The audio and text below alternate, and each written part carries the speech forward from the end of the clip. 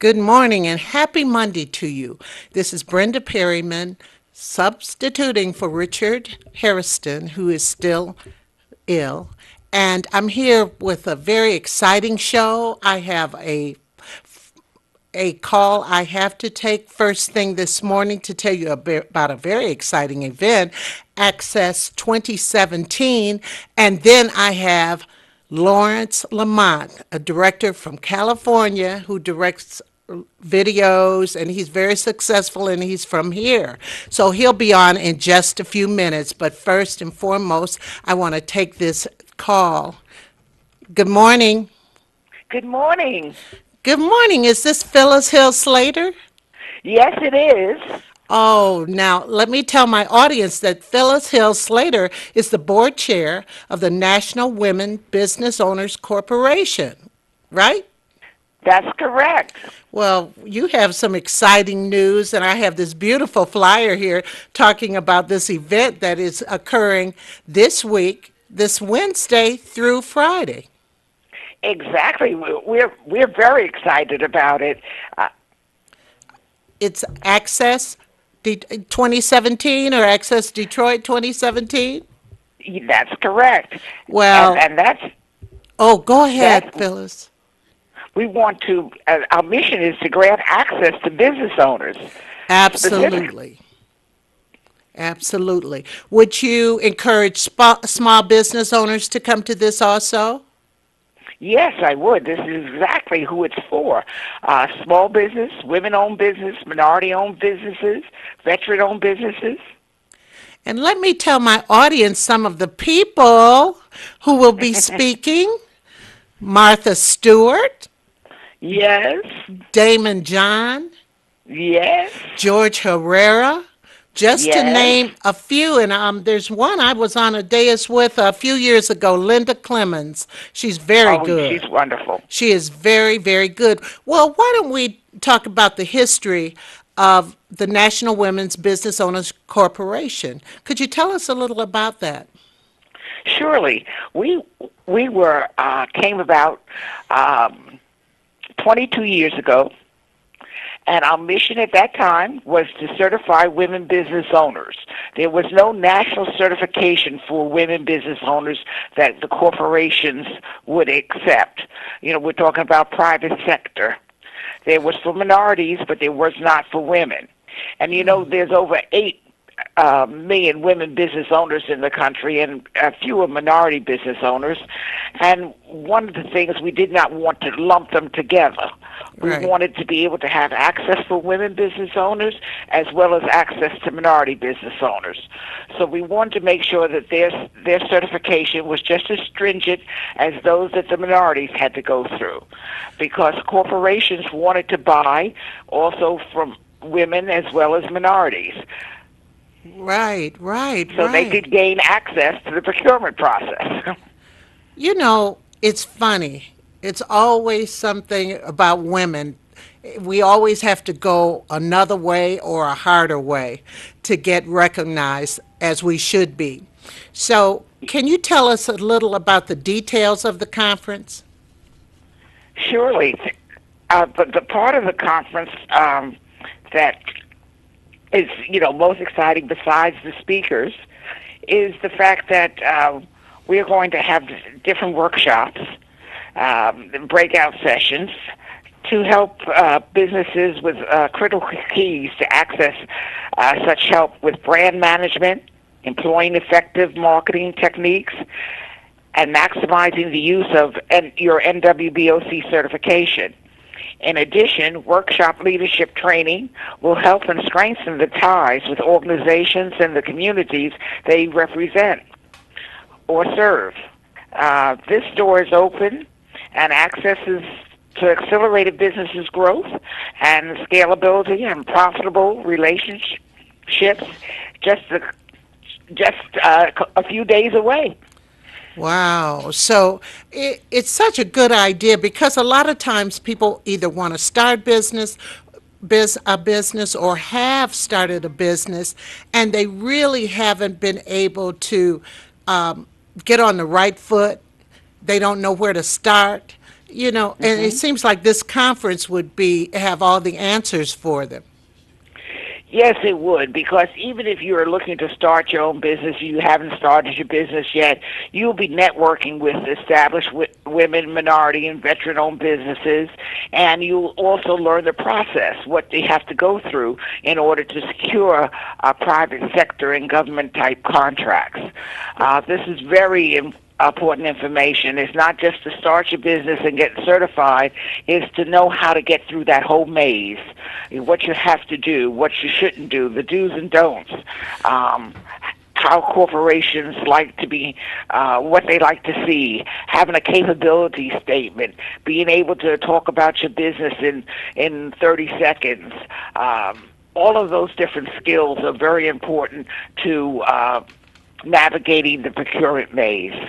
Absolutely. Now, some of the conference highlights, would you want to speak to that? Yes. Well, one of the things, when we have Martha Stewart, hopefully she'll be talking about branding and how she grew her company from a small catering business to this. She is now one of the wealthiest women business owners in our country. I Uh, remember, I want to kind of inject this. I remember in the earlier 80s when I was in New York, and my cousin, she wrote for Essence. In fact, she was the food editor for Essence at the time, and Jonelle Nash.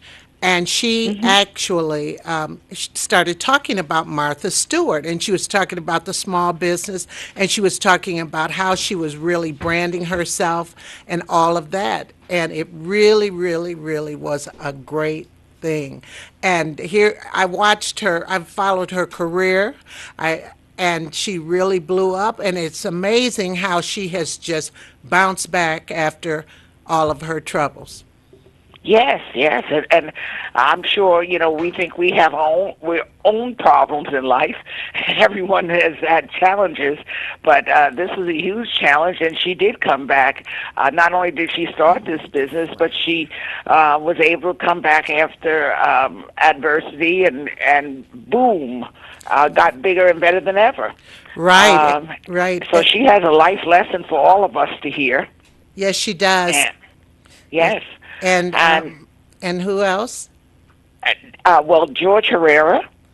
George Herrera was a young man I knew for many years on Long Island. His brother-in-law died, and he was running the Burgess Associates, and it was tap. He was it, because this was a family-owned business, and it was about, now it's on your shoulders. And he was a very young man, but he had learned at his knee of his brother-in-law, and he learned to run this business. And they mostly dealt with growing and certifying minority business owners. George became very successful. Not only did he become successful, but he became the chairman of the Hispanic Chamber of Commerce, and he grew that commerce tremendously. It's probably one of the largest ethnic chamber of commerces in the country. And he also sits on corporate boards, and he has a message to tell us about, moving yourself, going to the next step, growing your business, growing yourself, networking, etc., and also how to sit on corporate boards. A very Oh, interesting and person, a very interesting life. and I've seen Damon John speak at Cheryl Ajamu's event here during the auto show. Hmm. He's got a great information. In fact, I had the Yeah. opportunity to interview him. Oh, I've Yes. never met him. I've only seen him on TV, and I'm so excited. Right, right, right. And he has a story to tell. Oh, yes, You he know what? does. He started What in I his knew. mother's basement. Isn't that wonderful? I mean, he sounds like these Silicon Valley guys that started in their garage. Right, right, absolutely. Well, it can be done. It can be done. And so the event starts on June 7th, right, which is Wednesday. Yes, that we start with a reception, and hope it looks seems like it'll be very nice. We're at the MGM Grand, which is a beautiful hotel. Oh, yes, it is. Yes, it is. And you have a lot of sponsors, and that's Ye- great.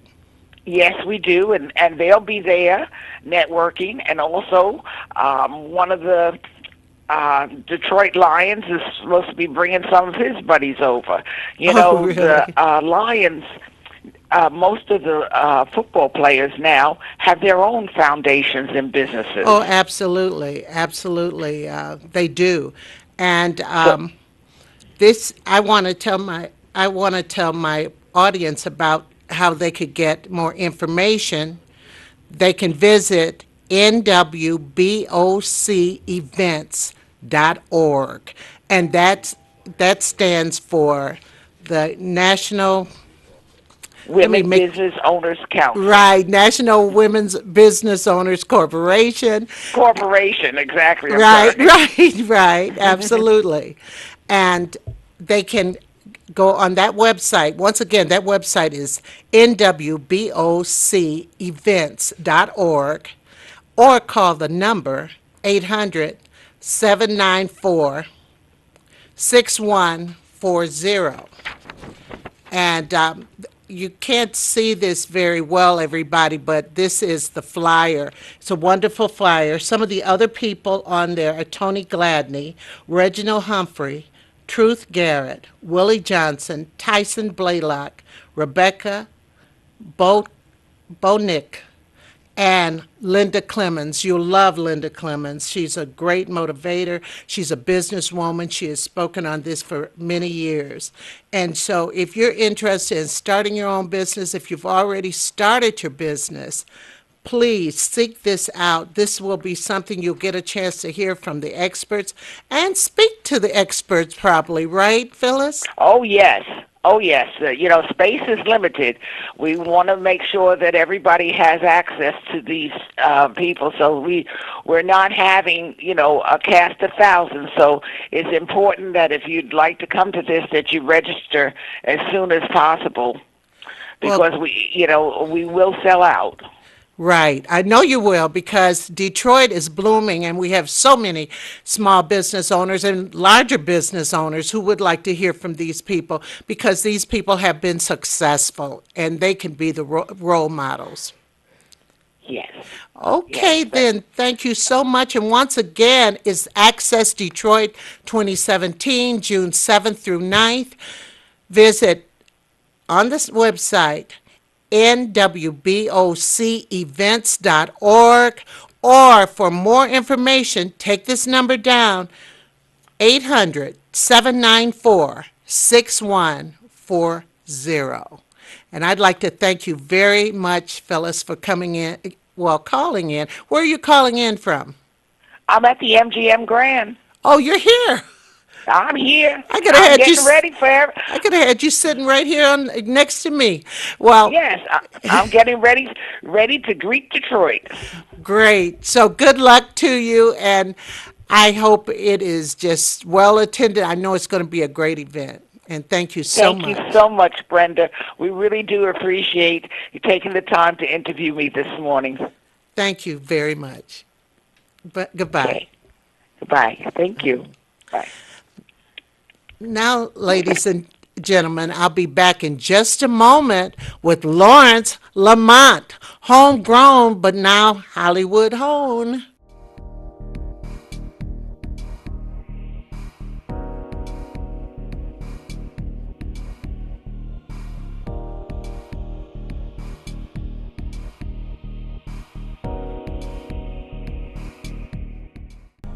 Dual enrollment is an opportunity for high school students to be dually enrolled in both high school and college. I liked it. Like, I felt more better about myself. You get college credit. It saves the students both time and money. Participating in the dual enrollment, it just gave me more confidence. Dual enrollment is an opportunity for students to jumpstart their education. Just to get the idea, of what college would be like. It helped me. Take the class. WCCCD, where learning leads to a better life. Cheryl Underwood got her own show, now you get yours. Have a business or talent you want to showcase? Have your own show simulcast on WHPR TV and radio, and on Comcast Cable and all of your favorite apps and devices. He should have never let me see that he had the capability to do all of this. Because my career about to blow the hell up. Packages start at just $99. Call now. Download the WHPR TV app and catch the Cheryl Underwood Show wherever you are.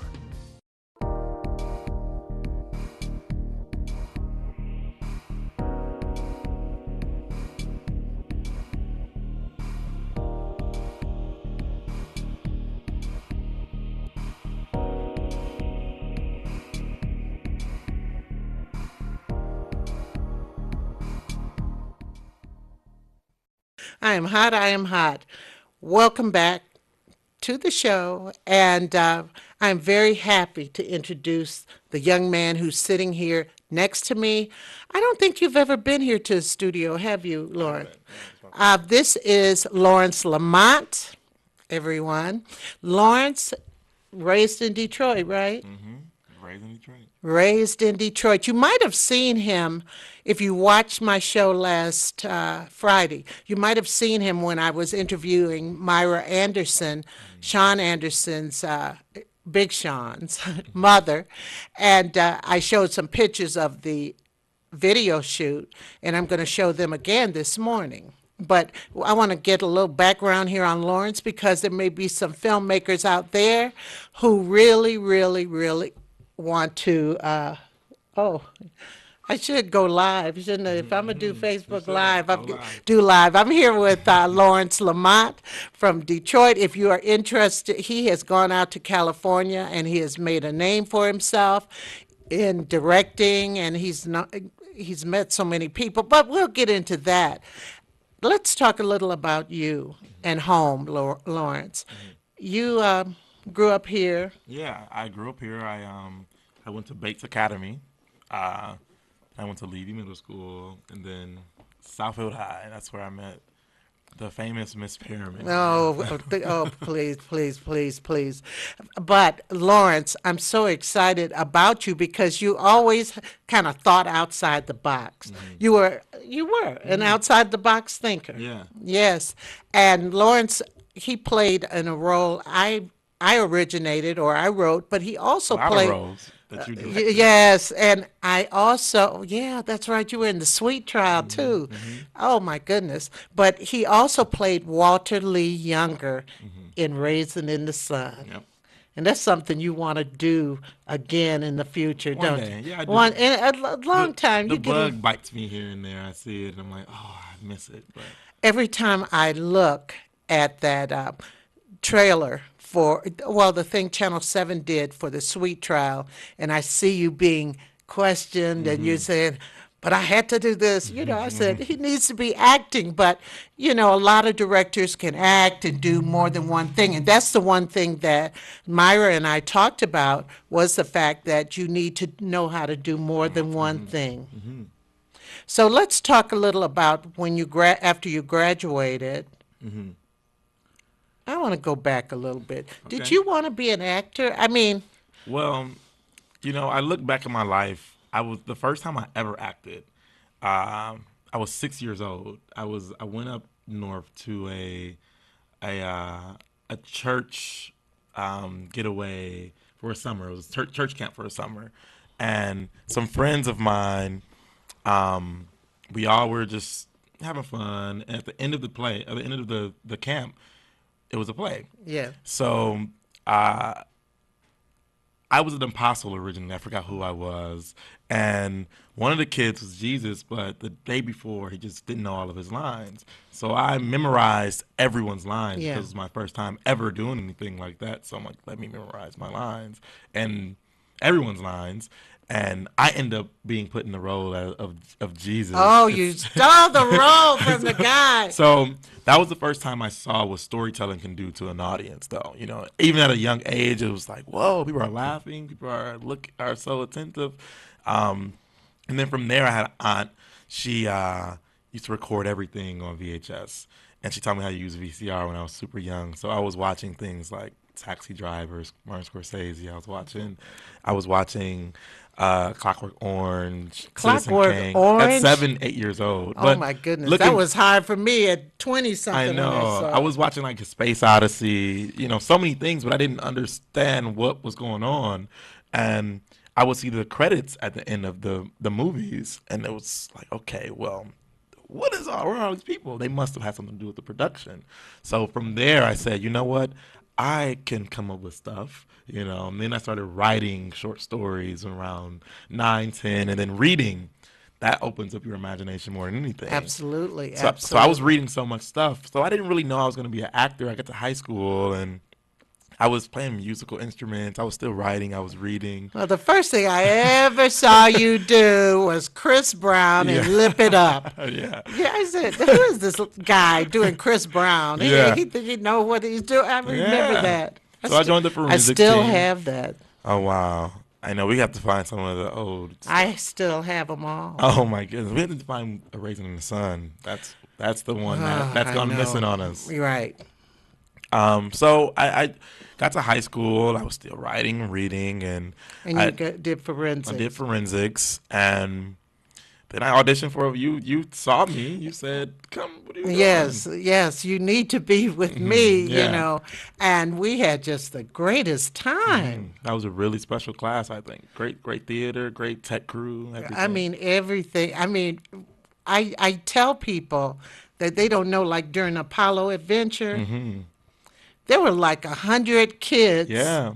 on the set, and the principal would say, "Why aren't you backstage going crazy?" I said, "Well, you train them to do something, what you can do." The only thing that got me was the prank, and I mentioned that the other day. And We talked about that at the reunion this week. the prank, every time, Lawrence. Every senior class did a prank with Miss Perriman. Every in day, high I school. tell you, you didn't see the one for The Sound of Music. The cactus was in the Alps.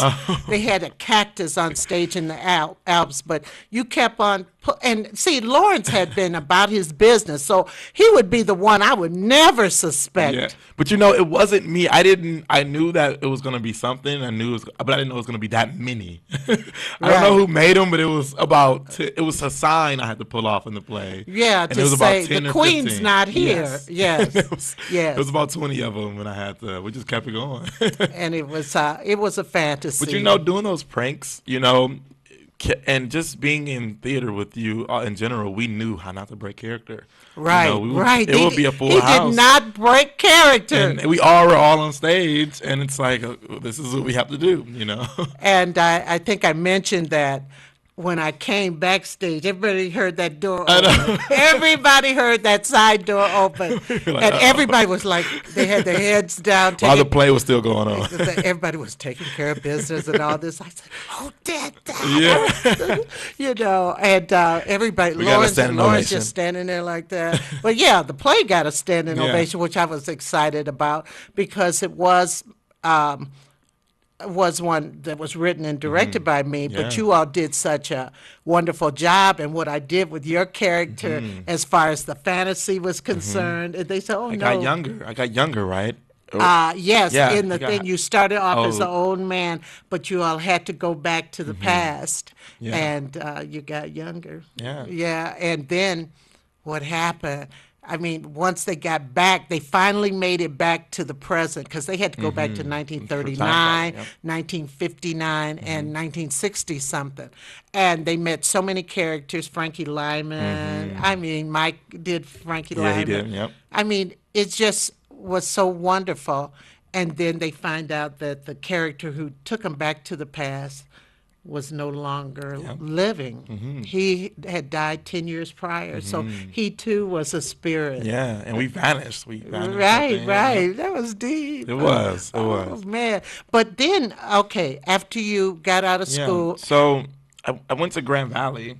I went to college just to you go were to doing college. DJ work there. Yeah, I had a radio show. And I was in a little acting troupe up there. I was still just kind of playing around, but I don't know. I just felt it just didn't feel right to me. Scott College, and I love college for so many things. Well, social life. Yeah, yeah. So I come back You are home. my friend. I had a friend. I started training again, acting. I would just say, you know what, I'm just Well, gonna. remember, you came home and I called you because I needed you for this play. Right. Yes. And then I did the play, and I was just training. And through my training, I met some people who was around the digital wave. I would just say of filmmaking started. No one knew it was gonna happen like this. You know, film has been around since the beginning of cinema, um, and the digital wave started, and so it was easy to get like a DSLR camera and just hit record, and the footage looked really good. So it's like, whoa, we can do a lot of stuff with this. So I met friends with cameras, and I had a friend ask me to direct a music video once. I was 18 or 19, and I did it, and I said, okay, this is something, because I always tell people this too. I was an actor. I don't know if you remember. I was an actor. I was always pushing everyone. You know, even though I was acting, I was still just so hardcore on people to know their lines and Right. come on, let's stay here, let's do this. Right. Um, Well, I think that when you did Raisin in the Sun, I think that that was really an epoch, or I mean, because so many lines. it's so many lines. Walter Lee, he doesn't carry the show, but it's about he controls a lot of what happens in the show, Yep, totally. and it's a very serious role. And you took it, and you really did a fine job with it. I really wish we could find that. That's one of the best written plays probably ever. You know, It it's in is. the top 10. I would Yeah, say. well, it is. It's about family dynamics, loyalty, ambition. When you're, when you think you're castigated, that you have to stay at a certain level, but you want more, and you're trying to figure the fastest way to get more. Yeah, yeah. That's And that's still, happening right now. yeah. It's a Walter Lee Younger waking up and going to work right now. So, Right now. And not in a lot of places. saying, how can I get more? Right, Yeah. absolutely. So then Yeah, I was in Patzer. Patzer, right? So I was writing. I started writing in high school too. That's when I really started thinking about movie ideas, and I just kind of self-taught everything. I read a book about how to write screenplays, brought some software, and just was in my grandma's basement typing away. Right. And then I met some friends, and like I said, the digital wave happened, and we just started making stuff. You know, and I wrote the short film Patzer, and I didn't think it was going to be as big as it was locally. And that's when I really got the confidence to say, okay, I'm going to really step on this filmmaking gas pedal. And Then you brought me along for the ride with Corner Store. yeah. Oh, yeah, and Corner Store, I mean, that was just an Detroit interesting indie cult classic, I would say. Right, you know. right. It's such a cult classic. We can't get a hold of it. But No, I don't. It got bootleg, so somebody. yeah, somebody did. It did get bootleg, but a lot of people saw that, and you starred in that Yes. film. With Roger Gruniver Smith. Yes, Yeah. yes, absolutely. I remember. Every time I see him, I think of not only Corner Store, but I always think of Huey P. Newton. And he's done something else recently. Rodney King. Rodney King. He has the one man, the Rodney King play. Spike Lee directed that as well. Oh, wow. Yeah, he writes them and he does it all. And then you even had Judge, Judge Mathis. he was Trick in the Trick. play. Trick was in the play, Yeah. and all very interesting, very interesting. And it ran in theaters. You know that looking back, I'm so happy we did that. You know? Yeah, You it know, was a great experience. Yeah, great and experience. it ran in theaters for 6 weeks. Right. AMC on 3 screens. On 3 screens. Oh, Yeah. 3 So, screens. That's good. I liked it. I really enjoyed doing it. And so then what happened? So, after Corner Store, I still was just directing things here. I was doing music videos with friends, and then I started getting paid for stuff. It was nothing then, but it's like, oh, wow, Now, I remember, I told Myra this the other day. When you all were in high school, you all were talking about Finally Famous then. Oh I yeah. told her, I said, I had been hearing about Finally Famous forever. Yeah. And that was Sean's thing, Big And Sean's. Earl, I don't know if you remember Earl. Earl, of course. He's the reason why we all know each other. He's like Okay. the plug because he went to Cass and then he came to Southfield. So Right. he kind of plugged all of us together. But yeah, we were always dreaming doing something. They were thinking about music. I was thinking about film. Yeah, because I heard Sean's name a lot before he even became who Yeah, he just became. in front of our classroom. He Right. was so good then. He wasn't even signed to artists or anything. He was just. It was rare to meet someone so young that can rap so good, tell stories so well. Right. He was different. His rap Yeah, is he different. different, yeah. And he always stood out immediately. So it makes I sense that always he's- think sometimes that he's going to break into song. I don't know why. yeah. I just do. But so anyway, going back to it. But I was telling her, Finally Famous. It seems like I had been hearing that, and then B Right was doing some stuff. You're right. He was a producer early on for Sean. Yeah. Yeah, All Southfield. A lot of Southfield alumni. yeah. So from there, I started directing commercials and I made another short film called Say Cheese, and it Right. went to some film festivals.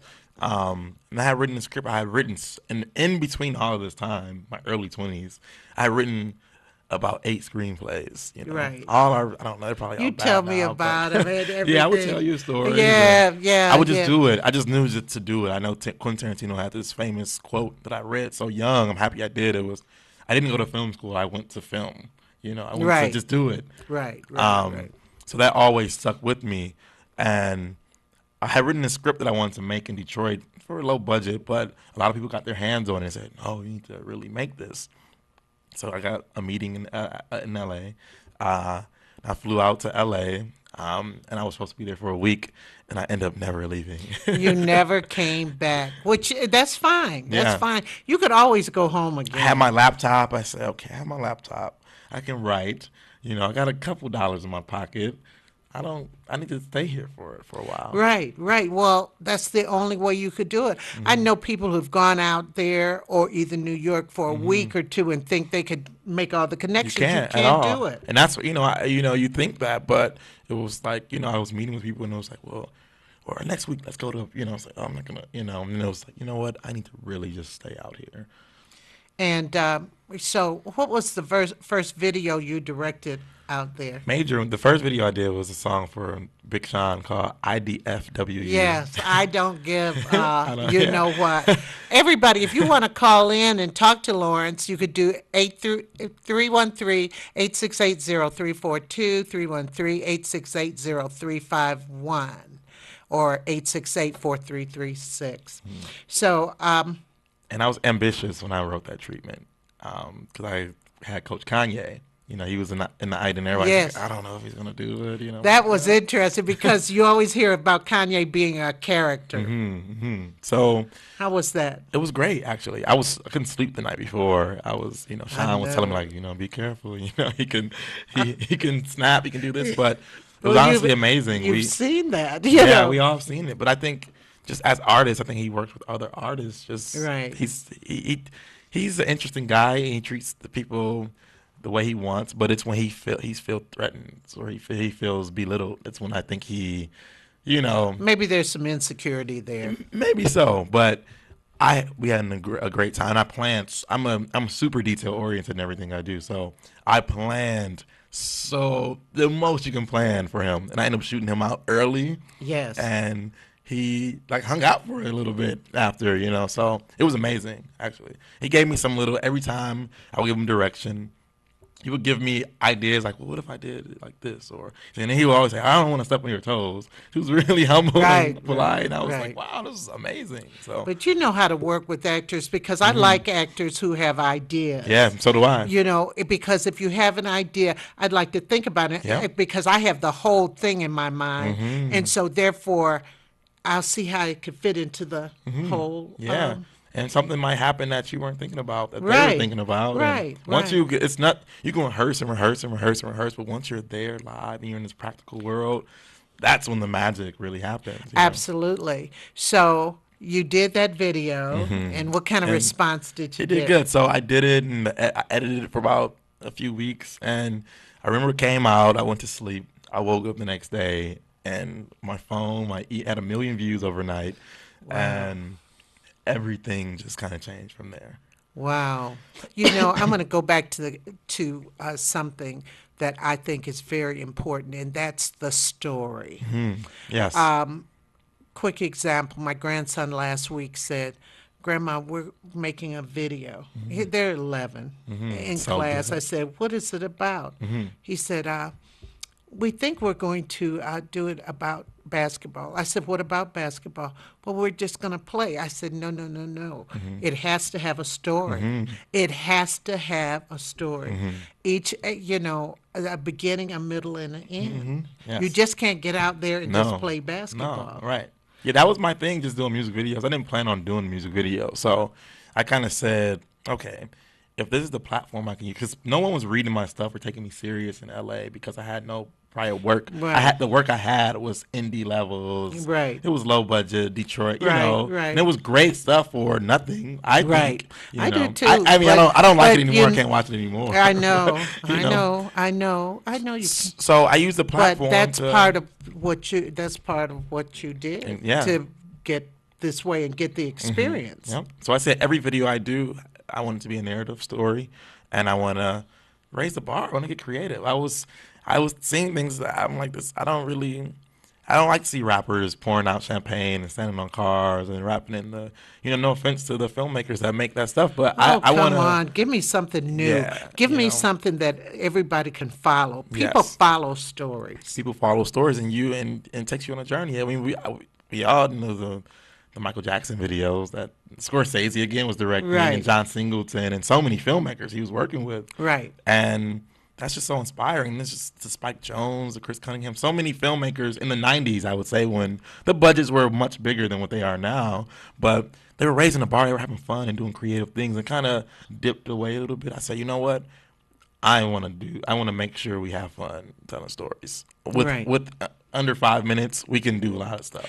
Well, we have some photos of the last shoot. I think it was the shoot for The Light. Oh yeah. This is Big Sean's newest album. There's one. Oh yeah. My producer and my first AD behind me.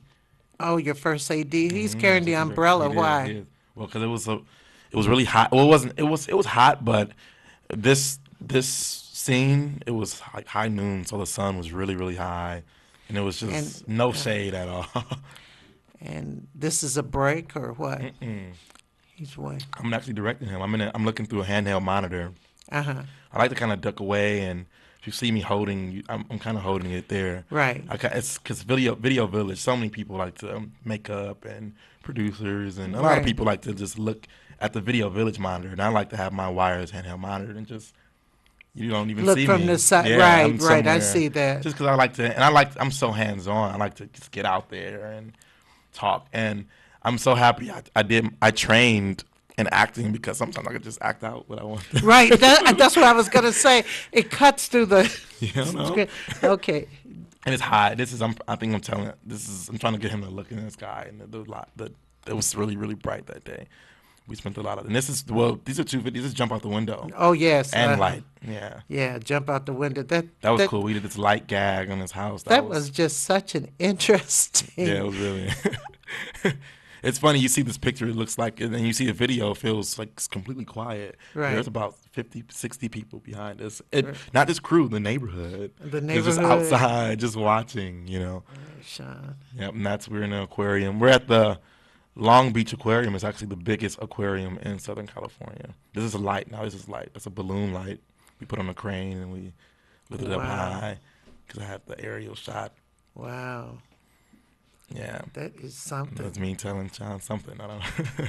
Wow. Hit the Hummer, shout out to Red Bull, I guess. Oh, yeah, I noticed the placement. They're really cool because a lot of product placement, they want you to like give 8 seconds strictly on the logo, and it kind of takes away creatively from the video. Red Bull, they were like, no, we don't even need to see it. Just put it in there. This is earlier in the day, probably doing a setup. Yeah, how long did it take to shoot? Let's talk about the light. Hmm. How long did it take to shoot that? One day. Well, 15 hours. 15 15. hours. Yeah. That's good. Yeah. But the idea, but from the beginning, we had the idea for a while. So it was one day Was last. that a collaboration on that idea, or Yeah, who it's thought of all a it? collaborative thing. But it was one day last summer, um, where one week this happened so much. I hate even talk. I hate that we have to talk about it. But one week, it was just senseless killings from police and minorities. Like one week, it was like 3 days in a row, and it just touched me emotionally. I'm just like, oh my goodness, this is terrible. Like, what can I do? So I wrote a treatment. Sean was in Europe, so I wrote this idea. It was really similar to what the video is now, but it kind of was more police brutality based. And I sent it to Def Jam. I sent it to my video commissioner at Def Jam, and just said, I don't know who we can do this for, but this is a story that needs to be told. And she agreed, but we didn't really have an artist that um, we could do it for.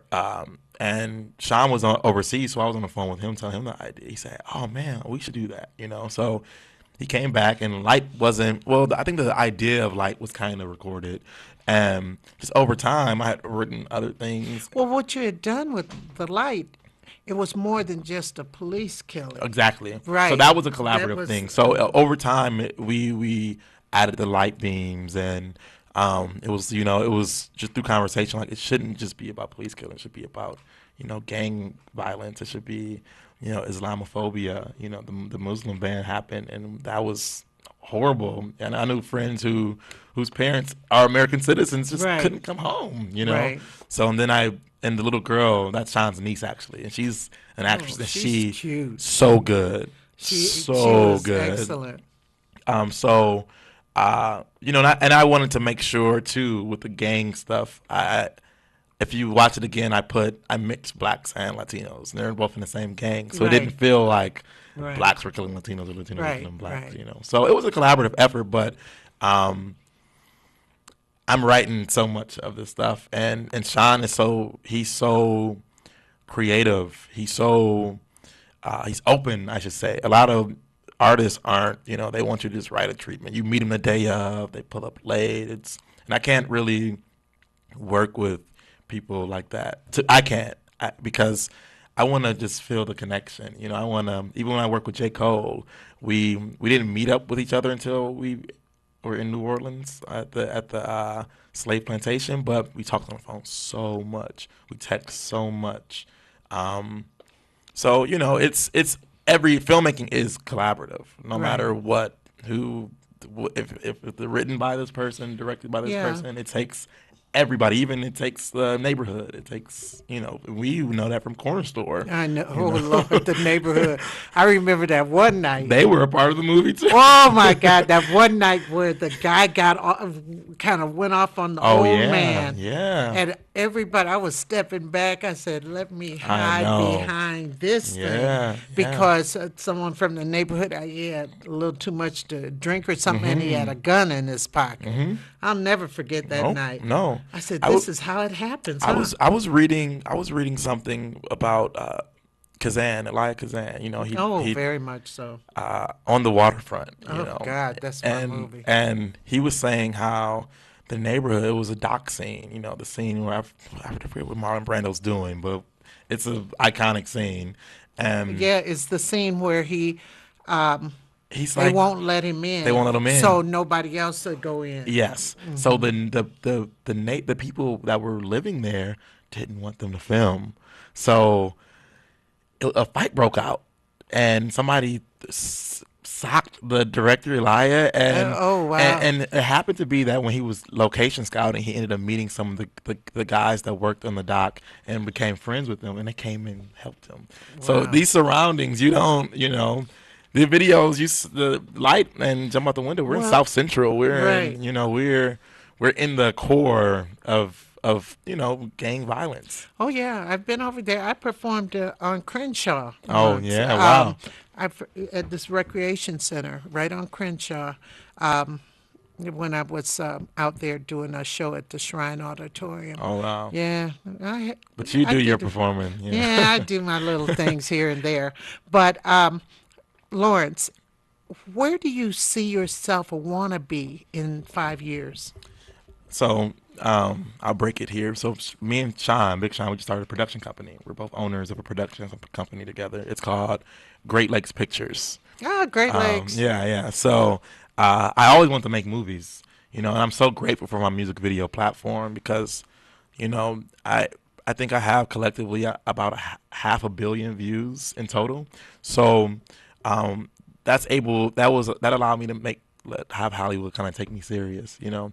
So I want to make films. That's Right. all I ever wanted to do was just make There was movies. one you told me about. Well, you've told me about so Yeah. many, but it's the one, that all night thing, All night. about the guys hanging out. I forgot. Oh yeah, Not designated drive by, designated drivers. designated Yep, driver. Yep, that's the idea. That's just an idea that, you know, could be a film. It could be a TV series. It can be a. We're in the future now, so Netflix and Hulu and Amazon Right. Prime are doing Right, original right. content. You know, so it's a lot of ideas, but we figure we start this production company. You know, this fall, winter, I should be directing my first movie, and I want to just make films and not only just direct and produce them. Find other directors, Right, produce absolutely. and work with Right, them, and right, find other right. screenwriters, and until our company is just a rolling system. You know. Right, because, and then you want something that's not the same old, same No, oh no, old. I know, and that's something that, and I get it. I guess I get it. With Hollywood, the remakes, you know, it's like Oh, I just hate know, that. I said, there are literally 50,000 original scripts floating around that I should be know, made. I heard that. And you would think that because these studios have billions and billions of dollars, they would take some risk. But you know, I guess it's that system that they're so comfortable with. But that's why indie filmmaking is happening. That's why we started a production company, so we can take these risks and make these films. Do you know? think you'll ever make any in Detroit again? I do. I actually wanted to shoot light in Detroit, Oh, but you know, budgetary reasons, traveling. I and- understand. Well, what about, do you think you might need a side coach or something out there? I'll come. Always, I'll always. come. I will come. Whatever. I'm 'Cause- so excited to come back here and direct whatever I do direct one day. Yeah. Because I know I can call you. Like, I'm even just here. sit in my rehearsals and right, you know. right. But I was watching something. I said, "Golly, how is this something? This person isn't acting." I mean, seriously, Yeah. some of the stuff people get I away know. with, I think it's just because they have the money, It is. or they know somebody. You know, my thing is I just need to believe you. I need to just. That That's it. That starts with that. Do I believe you? Do Right. you believe yourself? You know? acting is not acting. No, it's not acting. You have to say everything like it's the first time saying it, and Right. hear everything like it's your first time hearing it. Right, absolutely. That's how I start off saying that to people, you know, that want to be actors, or if I'm directing them. Yeah. But it's a lot of people that, you Yeah, know. I like that. I like hearing that. I love hearing that because you having been an actor yourself, I think it that really does helps. help you, Yeah. and you know about the sometimes insecurities, different things. Yeah. And you have to push people. You have to. Directing is kind of a manipulative thing, you know, in a sense of, for example, Spike Lee, how he had doing School Days, he had the lights. He had the light skinned cast member staying Right. in one hotel, and he had the dark skinned cast. So they can build that tension, Right, you know, right. for on set. To, You know, the interesting thing about that is Lawrence Fishburne said he would never work with Spike I Lee know, I hear after that. that. And then, But you look on screen, you say, but well, big, this is yeah, great. Big Brother Almighty, loved it. Giancarlo. He's I talked so to him. good. He's such a beast. Yeah. And I've talked to Bad. him. He said he would not work with him again either. Wow. Yeah. He said he wouldn't do it. That's interesting. I mean, that happens with a lot of people. Well, but it some was people, because of it was about the treatment of women. Oh, yeah, I can see that. I mean, a lot of people. I look at we all love the film Love Jones, and I'm like, where is this filmmaker? Why didn't he make anything else? I know. You know, you got to treat people good. When I first started directing stuff in LA, people, I guess it's the Midwestern, my being raised by women, my mom, and just, I'm not sure, but I shake everyone's hand. I'm smiling. I'm happy the whole time. It just people started saying, looking at me like, "What? Are you okay? You're so nice." I'm Well, like, the people whole are thing mean. with the cast, the whole thing with the cast and with everything. Think about the group. You were in. I will say this real quick. You were in a thespian group. This Right. was high school, but you all were empowered to do what. Remember, Lip It Up. You all Yeah. hosted that. You all were You put us in empowered. that position. Where you were empowered. You teach and then you empower the young people to be able to handle it themselves. I've been a part of plays, and um, the professionals hired tech crews weren't. I'm looking at us as 16-year-olds, 15-year-olds, and we were really running full on sets. And Right. Not only that, like we said, with Lip It Up, all I had to do was sit. yeah. You are, the people But you audition taught and us, everything. the rehearsals. Yeah, yeah. You Oh, know. yeah. But then But after a on while, Showtime, you're sitting I in the remember. audience. Right. I'm sitting way back in the hallway. Yeah. But it was so funny when you put on your jacket. This will remember in. Raisin in the Oh Sun yeah. and Oh Audrey. yeah. I mean, Threw you it and threw we threw it, it. and you threw it back. It was so like a It was couple real. Yeah. who was at odds would do. Yeah. Everything, even the food. I was eating those eggs. Eh, Those new oh, eggs. eat your eggs, Yeah. but the organic process, and Yes. that's so important. And for a director to bring that out of the actors. Well, Lawrence, we're going to continue to follow you. I want you to make sure that you keep in touch with Absolutely. us and keep us apprised of what you're doing and everything. And I'm very proud of you. Thank you. I'm proud of you. Oh, well, whoever. I'm just a school teacher, Everybody, I will see you Friday. I have a great show Friday. Friday's my birthday. Wow. It's my birthday. They better keep these balloons in here. That's right. Okay, so I'll see you then and have a wonderful, wonderful day.